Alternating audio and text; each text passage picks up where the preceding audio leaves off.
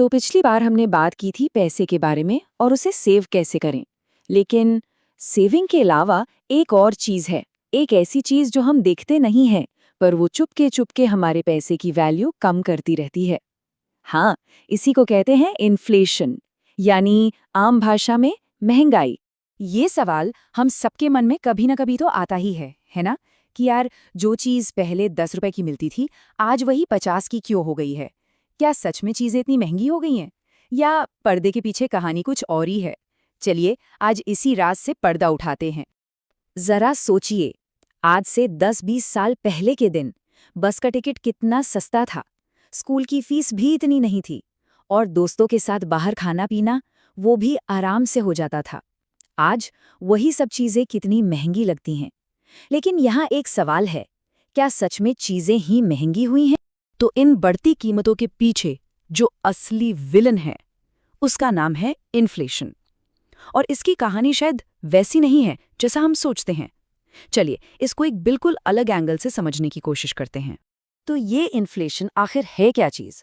बहुत सिंपल शब्दों में समझे तो इसका मतलब है कि टाइम के साथ साथ आपके पैसे की कीमत यानी उसकी वैल्यू कम हो जाती है, और इसीलिए आपको सेम चीज के लिए ज्यादा पैसे देने पड़ते हैं।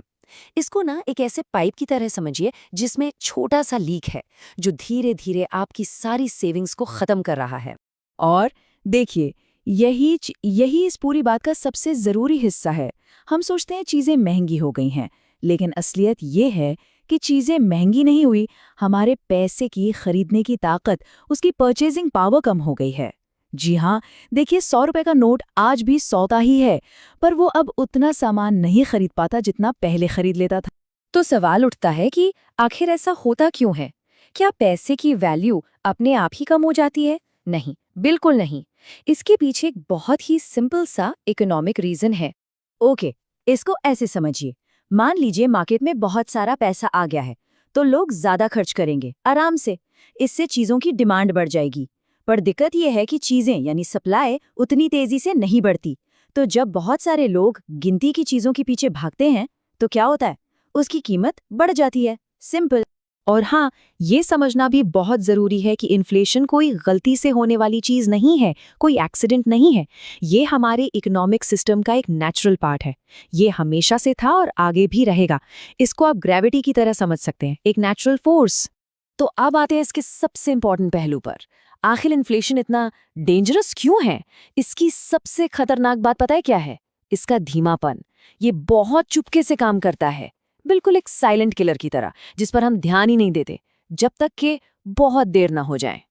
जरा इस स्क्रीन पर देखिए, ये दिखा रहा है कि अगर इन्फ्लेशन रेट सेम रहे तो 100 रुपए की जो परचेसिंग पावर है वो टाइम के साथ कैसे गिरती है। गौर से देखिए, सिर्फ 10 साल में आपके पैसे की वैल्यू 1/3 से भी ज्यादा कम हो जाती है। मतलब आपका पैसा एक तरह से हवा में उड़ रहा है। ये जो लाइन है ना कि इन्फ्लेशन साइलेंटली आपका पैसा खा रहा है, ये बिल्कुल सच है। इन्फ्लेशन एक दीमक की तरह है जो धीरे धीरे चुपचाप आपकी मेहनत की कमाई को अंदर से खोखला कर देती है। और क्योंकि ये इतना स्लो होता है, हम इसे इग्नोर कर देते हैं। कहीं हम भी तो ऐसी गलती नहीं कर रहे? और बस यहीं पर आती है सबसे बड़ी फाइनेंशियल गलतफहमियों में से एक। हम लोगों को लगता है कि पैसा सेव कर लिया, बस काम हो गया। लेकिन सच तो ये है कि ये पूरी सच्चाई नहीं है।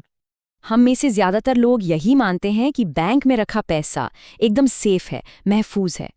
लेकिन क्या वो सच में इन्फ्लेशन के इस असर से बचा हुआ है? चलिए देखते हैं। अब इस टेबल को देखिए। मान लीजिए बैंक में 1 लाख रुपए रखे हैं।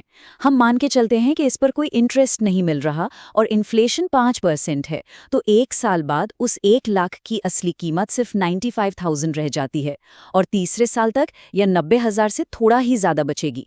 बैलेंस उतना ही दिख रहा है, पर वैल्यू कम हो रही है। मैसेज एकदम क्लियर है। भले ही बैंक बैलेंस का नंबर सेम दिखे, आपके पैसे की असली वैल्यू, उसकी असली ताकत हर साल कम हो रही है। अगर आपका पैसा इन्फ्लेशन से तेज नहीं बढ़ रहा है, तो टेक्निकली हर साल हम थोड़ा और पीछे जा रहे हैं। ये थोड़ी कड़वी है, पर यही सच्चाई है। तो इस पूरी चर्चा का मतलब क्या निकलता है? इस इन्फ्लेशन को समझना इतना जरूरी क्यों है? क्योंकि देखिए, जब तक हम प्रॉब्लम को समझेंगे नहीं, सॉल्यूशन तक कैसे पहुंचेंगे? और ये समझ ही बेहतर फाइनेंशियल डिसीजंस लेने का पहला कदम है। तो चलिए एक बार जल्दी से देख लेते हैं कि आज हमने क्या समझा। पहली बात, इन्फ्लेशन एक साइलेंट फोर्स है जो हमारे पैसे को कमजोर करती है। दूसरी, सिर्फ पैसा सेव करना काफी नहीं है। तीसरा, सेविंग्स को इन्फ्लेशन से तेज ग्रो करना होगा, तभी फायदा है। एक्सपर्ट बनने की जरूरत नहीं है, बस सिस्टम को समझना जरूरी है। और सबसे इम्पॉर्टेंट, इन्फ्लेशन को इग्नोर करना शायद सबसे बड़ी फाइनेंशियल गलती हो सकती है। अपने पैसों को मैनेज करने का सबसे पहला स्टेप यही है कि हम उन फोर्सेस को समझें जो उसके खिलाफ काम कर रही हैं, और इन्फ्लेशन उनमें सबसे बड़ी है। एक बार जब ये कॉन्सेप्ट क्लियर हो जाता है, तभी हम अपने फाइनेंशियल फ्यूचर का कंट्रोल अपने हाथों में लेने के लिए तैयार हो पाते हैं। लेकिन इन्फ्लेशन को समझना तो सिर्फ पहला स्टेप है। हम अनजाने में कुछ ऐसी आम गलतियां करते हैं जिससे इन्फ्लेशन का असर और भी बुरा हो जाता है। तो अगले पार्ट में हम इसी पर बात करेंगे, उन गलतियों को समझेंगे और देखेंगे कि उनसे बचा कैसे जा सकता है। तो तैयार रहिए अपने पैसों पर कंट्रोल पाने की इस जर्नी के अगले कदम के लिए।